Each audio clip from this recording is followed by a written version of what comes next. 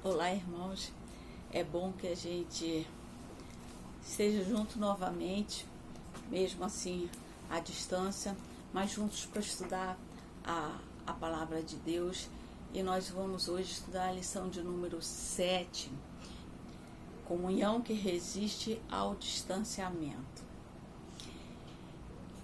Meu nome é Rosângela, né? Alguns irmãos mais novos não me conhecem, então agora os irmãos já sabem, eu sou a Rosângela e juntos estudaremos a lição 7. A lição 7 tem como texto básico Efésios, no capítulo 4. Capítulo 4, eu vou usar os versos de 1 ao 6. E Paulo diz assim: Portanto eu, prisioneiro do Senhor, peço-vos que andeis de modo digno para com o chamado que recebestes.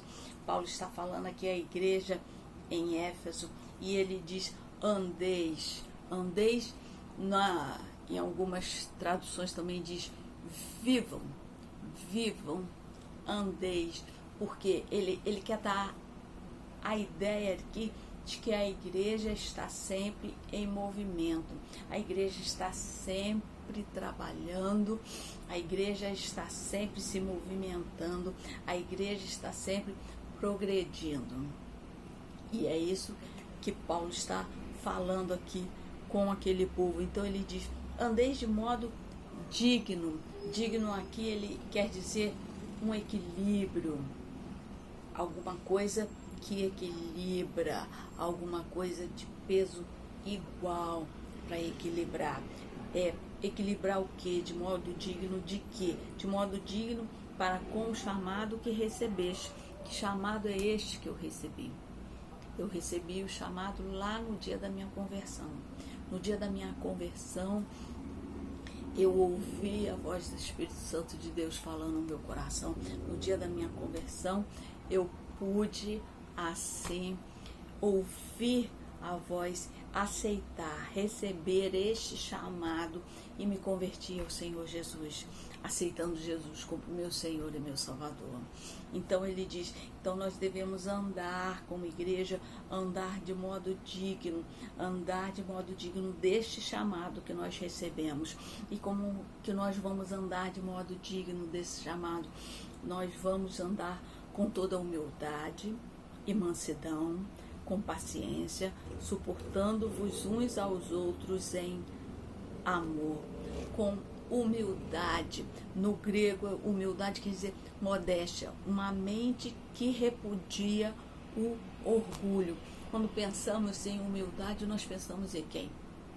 Logo vem à nossa mente o Senhor Jesus, porque foi Jesus que se esvaziou, foi Jesus que tomou a forma de servo, foi Jesus que se humilhou e morreu na cruz do Calvário por nós.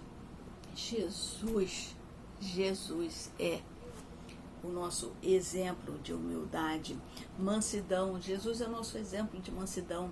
Ele diz, eu sou manso e humilde de coração. A palavra manso quer dizer brando, gentil no trato. Ser manso é o mesmo que ter prontidão interior para sofrer o mal sem devolver na mesma moeda. Foi isso que Jesus fez. Foi isso que Jesus fez. Jesus era manso e diz com paciência, para que a gente tenha paciência com o irmão, nós temos que ter domínio próprio. Porque sem domínio próprio nós não conseguimos ter paciência com os nossos irmãos. Nós devemos ter aquele ânimo longo com os nossos irmãos. E é isso que Paulo está falando aqui à igreja. E ele diz, suportando-vos uns aos outros em amor. Suportar aqui não é que eu tenho que aguentar o irmão, não. O que Paulo está dizendo aqui, você vai dar suporte para o irmão.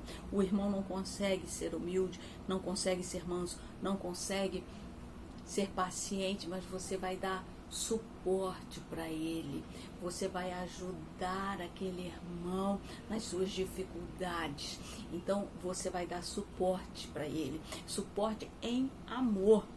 Em amor, porque Paulo diz em 1 Coríntios 13 que sem amor nada adianta, nada serve, não vale de nada qualquer atitude, qualquer coisa que se fizer, se não for por amor. Então, eu vou fazer isso tudo em amor, em amor. E ele diz aí, procurando cuidadosamente manter a unidade do Espírito no vínculo da paz. Procurando, se esforçando para manter, para conservar. Então só mantém e só conserva uma coisa que já existe. Essa unidade do Espírito, ela já existe na igreja, porque o Espírito Santo de Deus foi quem providenciou isso. No dia que nós nos convertemos, nós já começamos a fazer parte dessa unidade. E ele diz aí, você vai procurar manter essa unidade. Mas como que nós vamos conseguir manter essa unidade? No vínculo da paz. Quem é a nossa paz? Jesus é a nossa paz. Então, Jesus é que vai nos ajudar a manter este vínculo. Quando diz vínculo, diz amarrado, atado. Alguém já disse na prática, a paz de Cristo deve atuar como uma corda que amarra nossos corações, unifica nossas vidas em torno da pessoa de Cristo. Então, Jesus vai nos ajudar, Jesus vai atar a igreja para que ela permaneça nesta unidade do Espírito. Então, nós vamos viver de modo digno, nós vamos imitar a Jesus. Diz o verso 2 que nós devemos imitar a Jesus, que Jesus tinha essas características e nós devemos ter também esses. E nós vamos viver de modo digno, imitando o Senhor Jesus, para que a unidade na igreja continue. Por quê? E ele diz no verso 4, há um só corpo. Um só corpo. Que corpo é esse? A igreja de Cristo. A igreja é este corpo. Nós fazemos parte do corpo de Cristo. A igreja do Senhor Jesus. Jesus é o cabeça da igreja. Nós somos o corpo. Jesus disse, vai para lá, vem para cá, porque é Ele quem comanda a igreja. Ele é o cabeça deste corpo. Então, é Ele quem movimenta este corpo que é a sua igreja. Nós fazemos parte desse corpo. Eu posso estar nos Estados Unidos, na China, no Brasil. Se eu aceitei o Senhor Jesus como Senhor e Salvador, eu agora faço parte deste corpo, o corpo de Cristo, a igreja do Senhor Jesus, porque existe uma igreja. Não importa se eu sou batista, se eu sou congregacional, se eu sou metodista, não importa a denominação que eu sirvo a Jesus, eu faço parte desse corpo. E ele ainda diz um Espírito, o Espírito Santo de Deus. Existe um só Espírito, o Espírito Santo de Deus, o Consolador, aquele que veio para nos ensinar, para convencer do pecado, da justiça e do juízo. Aquele que veio habitar em nós quando nós nos convertemos. Existe um Espírito, um só Espírito, como também foste chamados em uma só esperança. Que esperança? Que esperança é essa? Nós temos a esperança de ir morar com Jesus, Jesus voltar, nos levar como igreja. Ele vem buscar a sua igreja e a nossa esperança é ir estar com Jesus no dia da sua volta. Nós vamos ser transformados, vamos ter corpos transformados e nós vamos ver essa esperança que temos ser colocada em prática quando nós vamos viver para todos sempre com o Senhor Jesus nos céus. Uma só esperança. O verso 5 diz: há um só Senhor. Que Senhor é este? O Senhor Jesus. Jesus é este, um só Senhor. Jesus é o Senhor. Jesus é o nosso Senhor. E só existe um. No tempo de Paulo, existiam os escravos que muitas vezes tinham vários senhores, mas nós temos um só Senhor. Um só Senhor, porque Ele nos comprou com preço de sangue derramado lá naquela cruz. Um só Senhor. E este Senhor não nos abandona. Ele diz: o que vem a mim de maneira nenhuma lançarei fora. Ele não nos troca, Ele não nos vende, Ele não nos dá. Ele é o nosso Senhor e todo joelho vai se dobrar diante dele na sua vinda. E ele ainda diz no verso 5, uma só fé. Que fé é essa? A fé salvadora, aquela fé lá que o verso 1 diz do chamado que nós recebemos. Naquele dia, essa fé fez com que eu entregasse a minha vida a Jesus. É dessa fé que Paulo está falando aqui. E ele diz ainda, um só batismo. Que batismo é esse? O batismo do Espírito Santo, o dia que ele me selou no dia da minha conversão. Efésios 1:13 diz que nós fomos selados no Espírito Santo. No dia da nossa conversão, o Espírito Santo de Deus veio habitar em mim. E existe um só batismo. O batismo do Espírito Santo na minha vida, no dia que eu me converti ao Senhor Jesus. E o verso 6 ainda diz assim, um só Deus e Pai de todos, que é sobre todos, por todos e está em todos.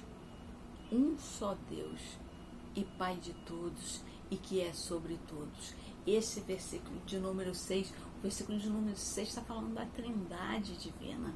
Ele está falando que um só Deus e Pai de todos, que é sobre todos. Ele está falando do Deus Criador, do Deus Pai Criador. O Deus que dirige, que sustenta e que governa todas as coisas. Tudo está sob o governo de Deus. Nada foge das mãos de Deus. Nada foge do controle de Deus. Ele criou, Ele dirige e Ele sustenta tudo. O Deus Pai, aquele Deus que planejou, que arquitetou e que colocou em prática o plano da nossa salvação. É esse Deus que Paulo está falando aqui.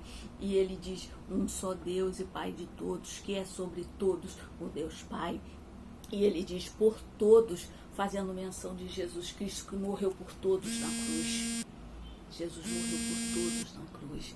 Ele está falando de Jesus por todos e está em todos. Ele está nos lembrando do Espírito Santo de Deus que está em mim, está em você, porque Ele habita em nós. O Espírito Santo de Deus que está conosco, que foi mandado para ser o nosso consolador, para ser aquele que nos ensina, aquele que nos orienta, aquele que convence o mundo do pecado, da justiça e do juízo. É desse que ele está falando no verso 6, que está em todos. Comunhão que resiste ao distanciamento. Comunhão que resiste ao distanciamento. E na nossa lição ele diz que a comunhão é vital para a igreja, porque a igreja é uma igreja viva, depende do Espírito Santo de Deus para nos ajudar nessa comunhão. A comunhão é fruto da dependência. A dependência de quem? A dependência de Cristo, porque Ele é o Senhor, é Ele que dirige a igreja. A comunhão, que é a presença mesmo na ausência.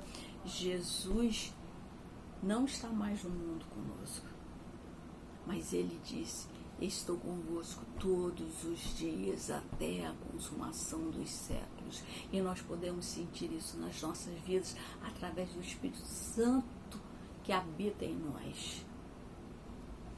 Jesus está conosco todos os dias. Nesse tempo de Covid, nós temos sentido a presença de Deus nas nossas famílias, sentido a presença de Deus no cuidado das nossas vidas, porque mesmo distantes, nós fazemos parte da unidade da Igreja de Cristo. E por causa disso nós temos comunhão uns com os outros, assim como nós temos comunhão com Deus. Nós precisamos manter essa comunhão com Deus a cada dia das nossas vidas. Nós precisamos depender de Deus em cada instante das nossas vidas. Como Igreja de Cristo no mundo, nós precisamos ter comunhão com Ele, seja o que for que a gente estiver passando, seja qual for o problema, a nossa comunhão persiste, porque a fé que nós depositamos nele lá no início, quando nós recebemos o chamado, é a mesma fé que continua atuante nas nossas vidas, e por isso esta comunhão resiste ao distanciamento. Quero ler para os irmãos hino 574 no Inário do Culto Cristão. Diz assim: um só rebanho, um só pastor, uma só fé, em um só Salvador. Em teu amor unidos aqui, no mesmo Espírito, vamos a ti. No mesmo Espírito, vamos a ti. Um só rebanho, um só pastor, fruto, ó Senhor, deste teu grande amor. Só nos gloriamos na tua cruz. Sê tu louvado, bendito Jesus. Sê tu louvado, bendito Jesus. Um só rebanho, um só pastor.